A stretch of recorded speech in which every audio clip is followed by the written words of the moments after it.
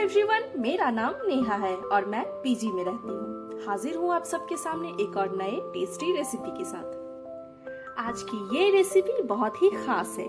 ये जितना बनाने में आसान है उतना ही टेस्टी ये खाने में है। इसे बनाने के लिए आपको मार्केट से कुछ एक्स्ट्रा खरीद के लाने की जरूरत नहीं है। ये कुछ बेसिक सामग्री से बनता है जो हर इंडियन किचन में अवेलेबल होता है।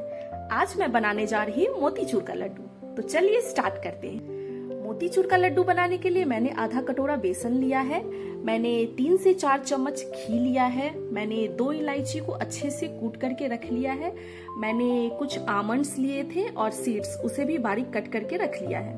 तो चलिए स्टार्ट करते हैं। पहले हम इन सारे बेसन को एक बड़े से कटोरे में ऐड करेंगे। अब हम इसमें नॉर्मल पानी डाल के इसे अच्छे से घोल लेंगे।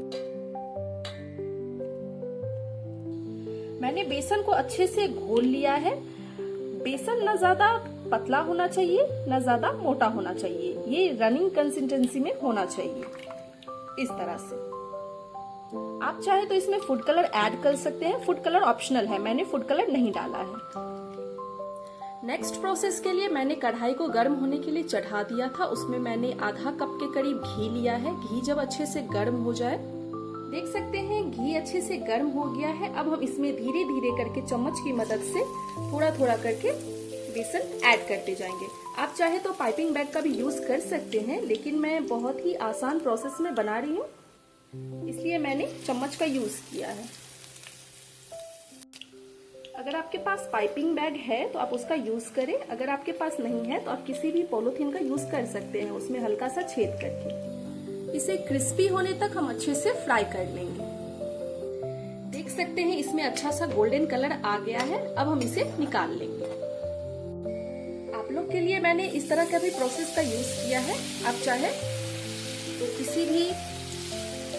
किसी भी नमक या फिर तेल का पन्नी ले लें और उसमें बैटर डाल के और उसे एक साइड से कट कर दें। बहुत से लोग इस मेथड को भी यूज करते हैं, तो आप चाहे इस मेथड से भी बना सकते हैं।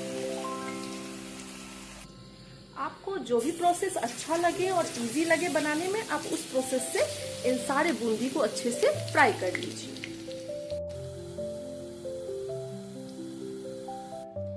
मैंने सारे बेसन को अच्छे से फ्राई करके निकाल लिया है। अब हम इसे ठंडा होने देंगे।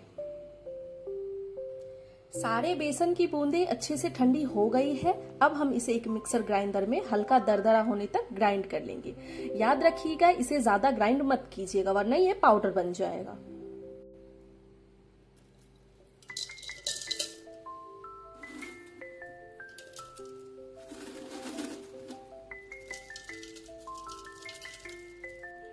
सारे बेसन को मैंने अच्छे से दरदरा होने तक ग्राइंड कर लिया है। अब हम 1 कप पानी लेंगे और सेम कप से 1 कप चीनी डालेंगे। अगर आप 1.5 कप पानी लेते हैं तो आपको 1.5 कप चीनी डालना होगा। अब हम इसे बॉइल्ड होने देंगे जब तक चीनी अच्छे से घुल ना जाए। चीनी अच्छे से घुल गया है। अब हम इसमें कुटी हुई इलायची डालेंगे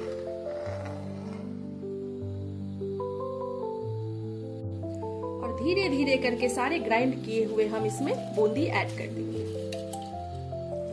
अब हम इसमें मैंने जो ड्राई नट्स और सीड्स कट करके रखे थे उसे ऐड कर देंगे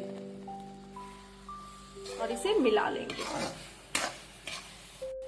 और लास्ट अब हम इसमें घी ऐड करेंगे और इन सब को अच्छे से मिला लेंगे। लड्डू का मिक्सचर अच्छे से बनके रेडी है। अब हम गैस को ऑफ करके इसे ठंडा होने के लिए छोड़ देंगे। ये मिक्सचर अच्छे से ठंडा हो गया है। अब हम इसके छोटे छोटे बॉल्स बना लेंगे।